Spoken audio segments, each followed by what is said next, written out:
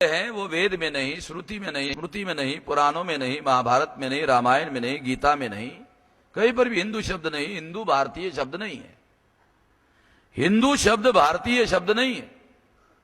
हिंदू शब्द मोगलों का दिया हुआ शब्द है।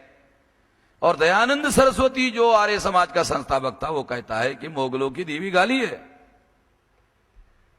हिंदू मोगलों की दी हुई गाली है।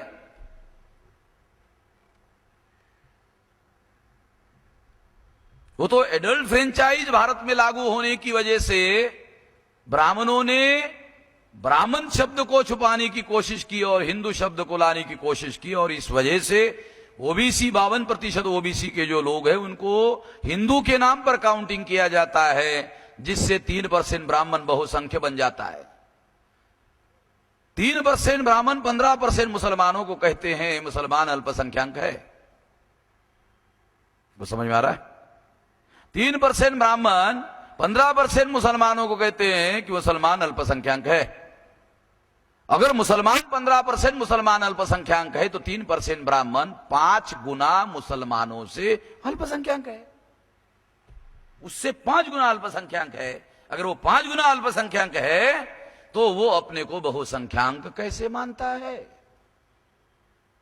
52% ओबीसी को हिंदू के नाम पर काउंटिंग करके वो अल्पसंख्य ब्राह्मण अपने को बहुसंख्य बनाता है, और इसके लिए ओबीसी की गिनती, एससी एसटी की गिनती भी,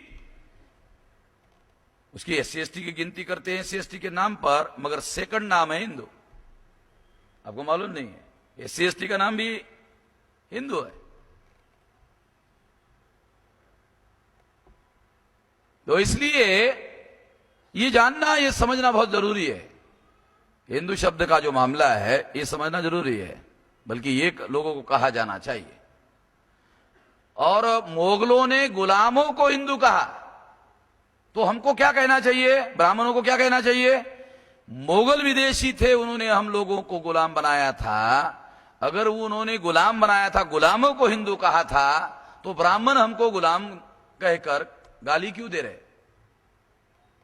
अगर हिंदू मोगलों की दी हुई गाली है, ऐसा दयानंद सरस्वती खुद कहते हैं, तो हिंदू नाम की गाली ब्राह्मण हमको क्यों दे रहे? समझ में आ रहा है? मैं जब फैजाबाद और उधर उत्तर प्रदेश में जाता हूं तो उधर ये बात मैं कहता हूं कि अयोध्या और आसपास 14 राम की मंदिर है, और हर मंदिर का महंत कहता है कि हमारी मंदिर जहां पर है वही राम पैदा हुए। मगर संघ परिवार के लोग कहते हैं कि जहां जहां मंदिर है राम का वहां वहां राम पैदा नहीं हुए, जहां मस्जिद है वहां राम पैदा हुए। तो मैं ऐसा कहता हूं, मैं कहता हूं कि है ब्राह्मणों, राम की बदनामी करो, मगर इतनी बदनामी मत करो कि राम मुसलमान के घर पैदा हुए। कुछ समझ में आ रहा है? बोलने का हुनर पैदा करो। कंठ है इसलिए बोलना आता है, इसलिए कुछ भी बोलो, कोई मतलब है नहीं। कुछ भी बोलने का कोई मतलब नहीं है। कैलकुलेटेड, कैलकुलेटेड टारगेट फिक्स करो, उस टारगेट को निशाना साधने के लिए बोलते आना चाहिए, तो बोलने का हुनर समझ में आता है फिर।